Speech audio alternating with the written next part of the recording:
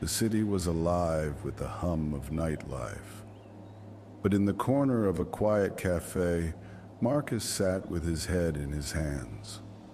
The world outside carried on, oblivious to the void that consumed him. He stirred his coffee absently, his mind replaying memories of his late daughter Emily.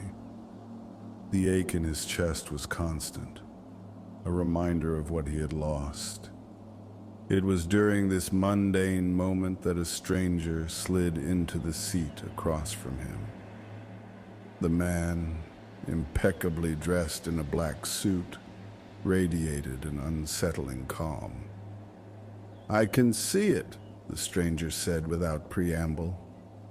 "The weight you're carrying, the loss." Marcus looked up, startled. "Do I know you?"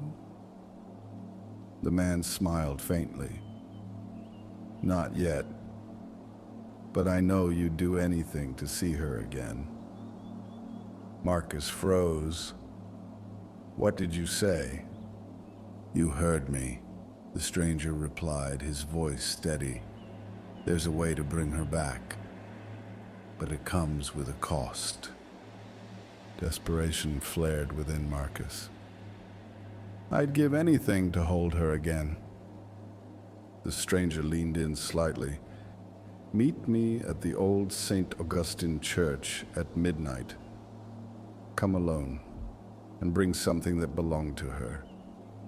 Before Marcus could respond, the man stood and disappeared into the crowd, leaving behind a business card with an embossed raven. That night, as the clock approached midnight, Marcus found himself walking deserted city streets. In his hands, he clutched Emily's favorite teddy bear, a faded little thing with one button eye missing, a relic of her childhood. Raindrops began to fall, tapping against the pavement, echoing the anxious pounding of his heart. He questioned his own sanity. Should he truly meet this nameless man with impossible promises? Had his grief made him vulnerable to a trick? Yet the memory of Emily's laughter pushed him forward. He imagined the way she used to climb onto his lap, telling him about her day at school. The thought drew him step by step closer to the church, its silhouette emerging against a gray sky. Gothic arches and stained glass windows cast ghostly colors in the faint moonlight. At exactly midnight, he entered the abandoned structure. A row of dusty pews gave way to a cracked marble floor. The scent of damp stone and old candle wax hung in the air, as though the space remembered its days of worship. A few melted candles flickered weakly near the altar, where the stranger stood waiting, face partially hidden by the shadows. From the threshold, Marcus watched the man for a moment, wondering how he could appear so calm in such a place. "Do you have the item?" the stranger asked, turning slightly. His voice resonated oddly clear in the expansive chamber. Marcus stepped forward, cradling the teddy bear. "Yes." He could feel his throat constrict, as if merely speaking would unravel him. "Place it on the altar," the man instructed. His gaze fell upon the bear, and something akin to curiosity flickered in his dark eyes. Marcus hesitated, but only for a moment. With trembling hands, he approached the ancient altar, carved long ago, depicting saints and angels whose faces were now worn smooth by time. He placed the teddy bear down gently, as if Emily herself might feel any rough handling. The stranger began to chant in a language Marcus didn't recognize. The very air seemed to tighten, charged with some intangible force. A swirl of cold wind darted through the nave, tugging at Marcus's coat. The candle flames rose and fell in disordered patterns, throwing wavering shadows onto the cracked walls. Bit by bit, a low hum reverberated, as though the stones themselves were awakening from centuries of silence. For a fleeting second, Marcus doubted he could handle what was about to happen. He shut his eyes, recalling Emily's bright smile, her voice calling him Daddy, and all the tiny moments that made life worth living. A raw pang of longing surged inside him. He would endure anything, pay any price just to see her again. Suddenly, a soft, familiar voice echoed in the church. "Daddy?" Marcus's eyes snapped open. Standing a few feet away was Emily, her outline faint yet unmistakably real, like the memory of a person stepping into reality. She wore her favorite yellow sundress, the one they'd bought for her birthday, and her eyes had the same warm, curious glimmer as before. Tears blurred Marcus's vision. He reached out, wanting to wrap his arms around her. "Emily," he managed, voice cracking. She stepped closer, and for a moment he believed he could feel the warmth of her presence. The sense of hope and relief overwhelmed him, so profound that he could scarcely breathe. But the stranger's voice intervened, slicing through the miracle. "Remember, this reunion is temporary. The price must be paid." Marcus looked from Emily back to the man, confusion washing over his joy. "What price?" "A life for a life," the man replied. "To bring her back, you must take her place." Marcus felt the warning like a dagger. Emily's eyes brimmed with recognition of his dread. Even though she was still partly translucent, he could see a flicker of sorrow in her face. The stranger's words hung in the air, unstoppable as fate. Would he die here tonight, in this old church, to give Emily a second chance at life? The cost was unimaginable, yet he had already known that any unholy bargain came with a heavy debt. As he looked into her eyes, he realized there was no true choice. He had lost her once. How could he deny her a chance to live again? His voice faltered, but the resolve in his heart was solid. "I'll do it." The stranger nodded as though unsurprised. "Very well." He resumed the chant, this time more intense. The swirling energy intensified, and Emily rushed forward to her father. Marcus crouched to her level, gazing into her eyes. "I love you," he whispered, tears flowing freely. He felt a feather-light touch as she laid her hand against his cheek. Her lips curved into the gentle smile he knew so well. A piercing burst of light flooded the church. Marcus could sense every fiber of himself dissolving, as though the essence of his being poured outward to fill Emily's fragile form. She grew more substantial, taking on color and warmth. His own consciousness slipped into a realm between dreams and oblivion. For an instant, the boundary between life and death wavered, revealing an unfathomable darkness beyond. When the brilliance receded, a hush settled over the nave. Emily stood alone, tangible and alive, her small chest rising and falling with each breath. The teddy bear lay at her feet, a silent witness to the impossible resurrection. The stranger had vanished, and the candles had all blown out, leaving the church in dusk-like gloom. Outside, the first light of dawn peeked through the stained glass windows, illuminating the dust motes dancing in the air. Emily took a tentative step, dazed by her surroundings. She recalled everything with uncanny clarity: the accident that stole her life, the distant feeling of emptiness, the call that led her back. Her memories of the in-between were hazy, yet she remembered her father's face, determined to save her. Something in her chest stirred, a mixture of gratitude and grief. His sacrifice weighed upon her soul. She picked up the teddy bear. Its worn fur felt real beneath her fingertips. Though she didn't fully grasp how the bargain had been made, she understood its finality. Marcus was gone. She took a shaky breath and walked toward the church's main doors, which had drifted partially open after the ritual's upheaval. Soft morning light spilled in, revealing cracks in the stone floor and the edges of broken pews. Stepping outside, Emily found the neighborhood bathed in a gentle sunrise. She blinked away tears, imagining how her father had walked these streets the night before. Had he been trembling with anticipation? Had he believed wholeheartedly that he could save her?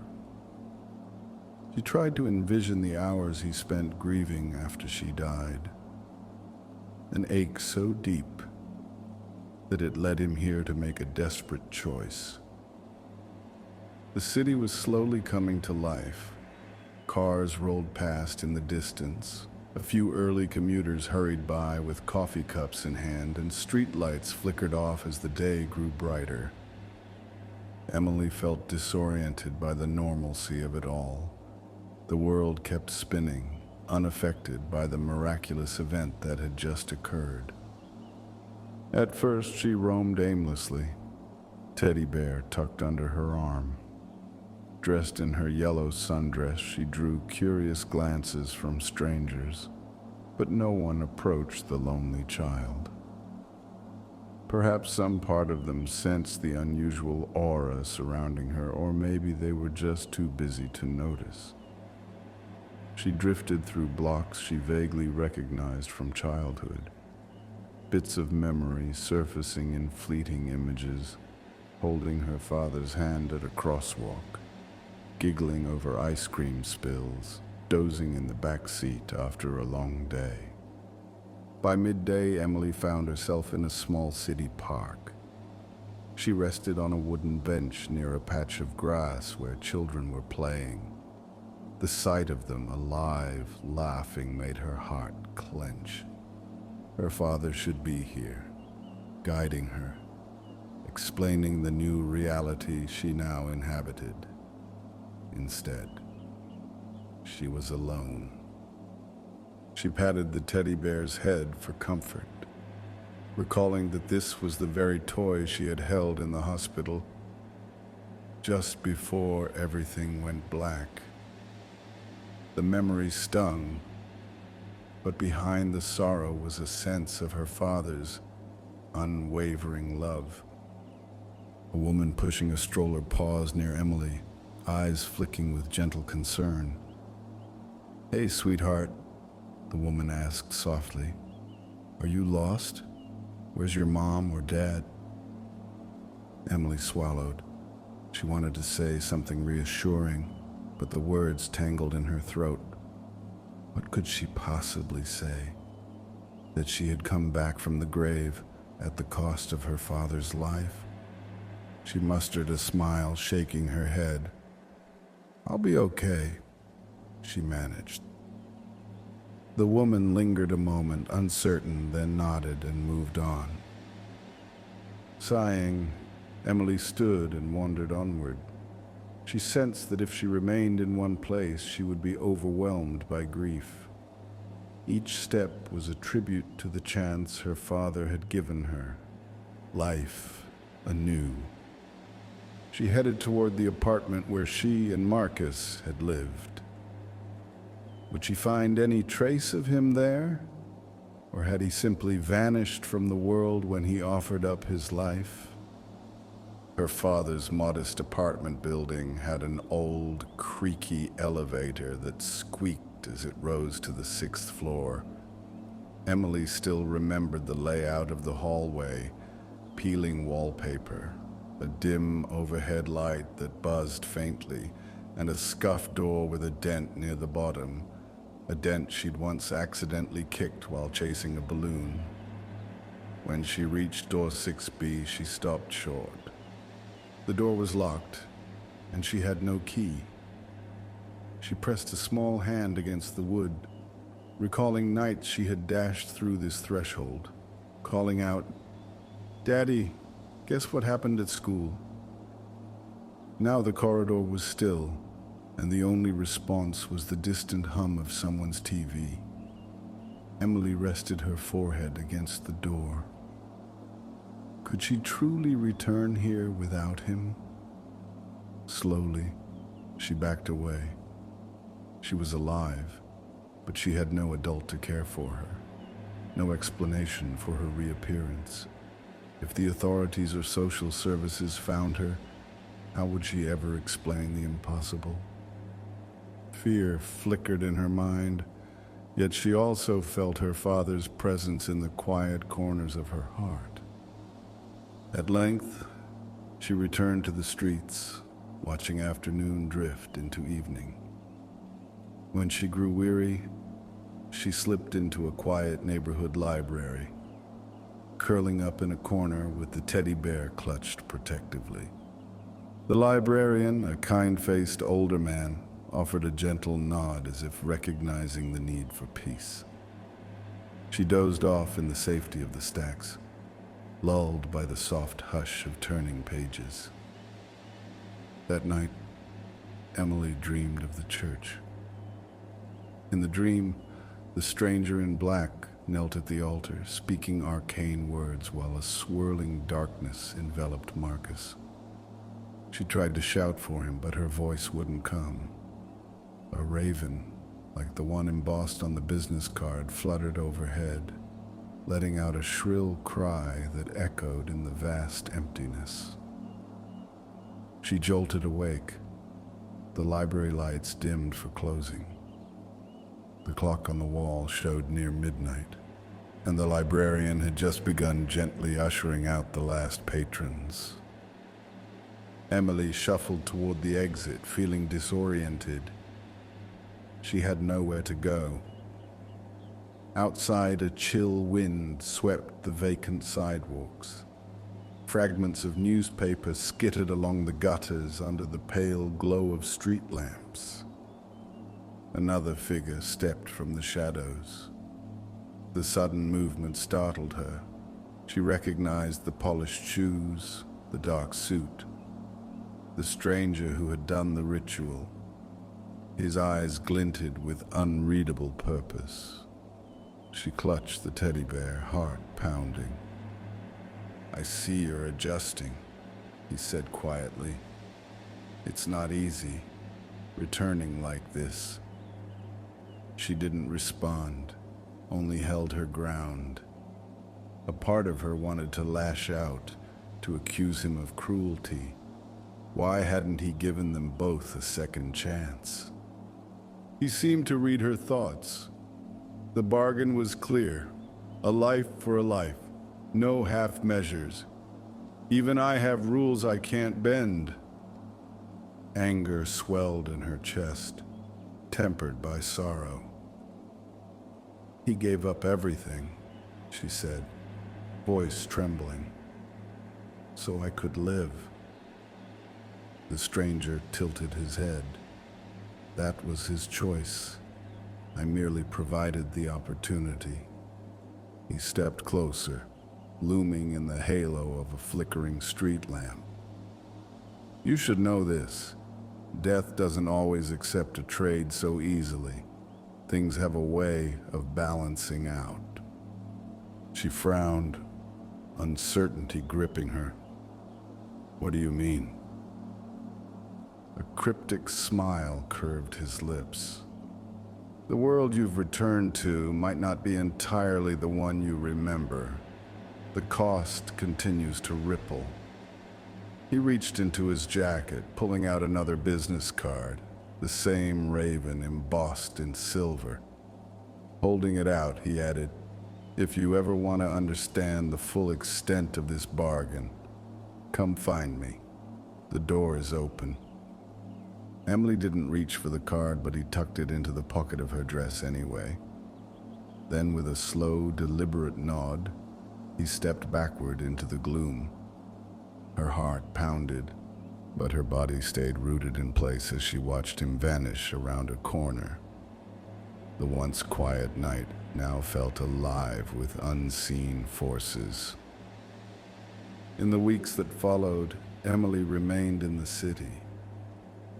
For a time, she survived with the help of her father's old acquaintances, carefully skirting questions about why she had vanished and reappeared. She simply said that after her mother's passing some years back, she'd been staying with relatives, omitting the impossible truth that she had, in fact, been dead. Rumors circulated, and no one quite believed her story. Still, a few kind souls took pity, offering her a spare couch or a meal. Yet a persistent sense of displacement gnawed at her. Food tasted just slightly off. Colors sometimes seemed too bright or too dull, and her dreams were troubled by flickering images of a dark veil.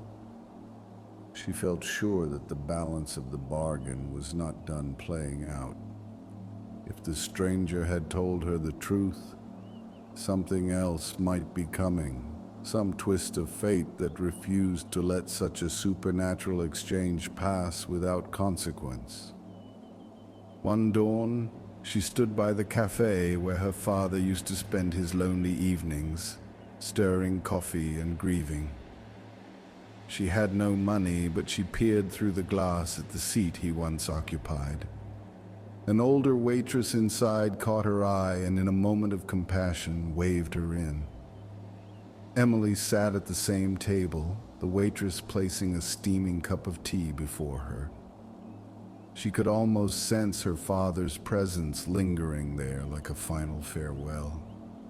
Memories of him consumed her.